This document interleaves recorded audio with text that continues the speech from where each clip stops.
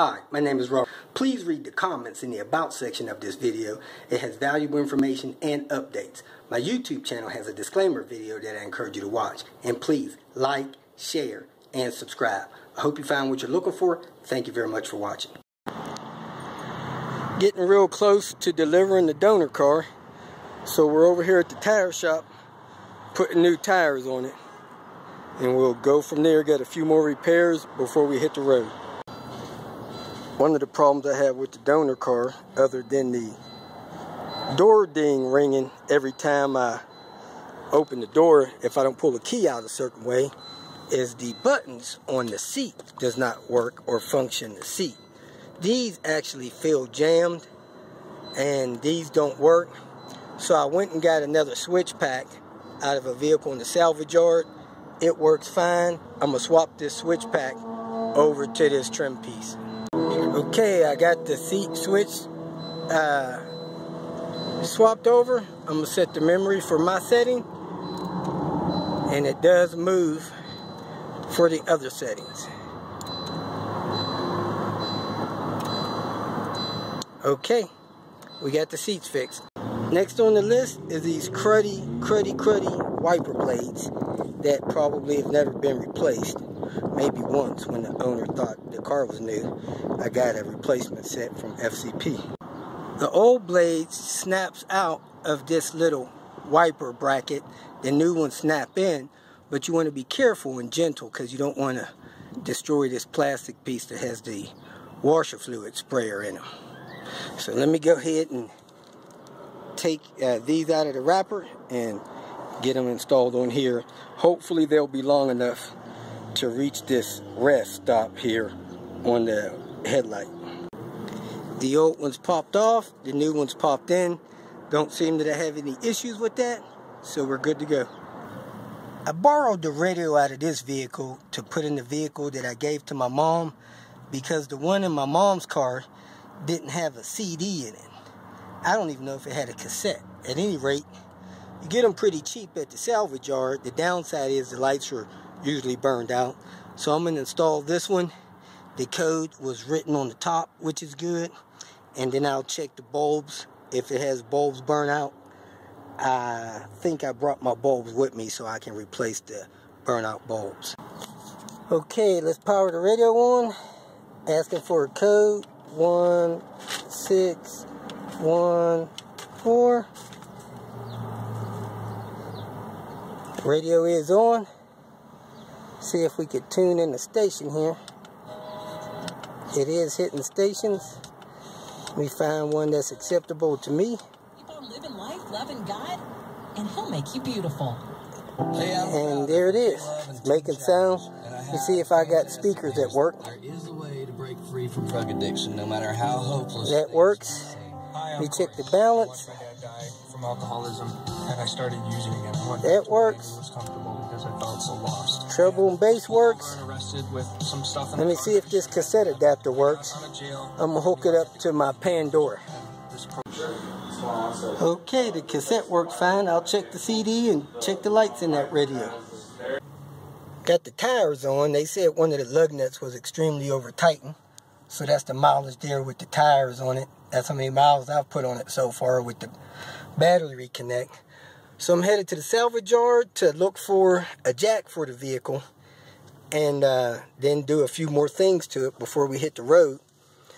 And the radio works good. When I came out to get the car was gone.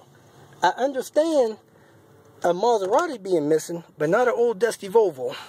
Anyway, hopefully it runs smooth. Been cruising on the highway now for about 8 miles. The temperature is holding a little better than it was earlier. It's holding about 195, 193. It was up to about 205, which is not good to me. Looks like I'm getting about 35 miles to the gallon. I'm cruising at 65 mostly. I just broke cruise to go through that little traffic spot. I got a low coolant light, so I hope that light is because the system burped from last night. Almost overheated it last night because I had a coolant leak, but I fixed that, filled the system up, so Hopefully it's just a burp situation, but I'm gonna watch the temperature real close, make sure it doesn't try to climb on me. Car's riding real smooth with the new tires, cruise control works, air conditioner works. I think we'll be good to go on our trip tomorrow. But like I said, I will investigate this coolant situation. Once I top it off, it should never get low again on coolant. While cruising down the interstate, car started smoking, so I need to figure out why it's smoking. Is it leaking oil somewhere, or is that coming through the turbo, or what? Well, the car just stalled, and right before it stalled, I got a low oil light, so I need to investigate, see what's going on with that. Let me get this car off the road, see what's going on. Not sure what happened. I have oil in the engine on the dipstick. I have some oil spray around the front of the engine. I don't see any obvious leak anywhere. The car did not start when I tried to restart it. The coolant bottle is empty, so I'm gonna top that back off. But I need to figure out why it stalled and why I got a low oil light. Hopefully it's not a low oil pressure and did any damage to the motor. There is some oil leak back on this angle gear, and it looks like I got a little dripping down the bottom. I don't know if that oil return has caused problems, but hopefully I didn't lose the turbo. Disconnected the airbox front hose, and there's a lot of oil or vapor, smoke I should say, coming out of it. So I don't know if that's a sign of a turbo blown or not. Well, I pull off the road and I look and notice that something's leaked out of the car, and now the car is registering hot on the temperature gauge. My guess is that this car may have blown another coolant hose and it overheated, and now the head is damaged again.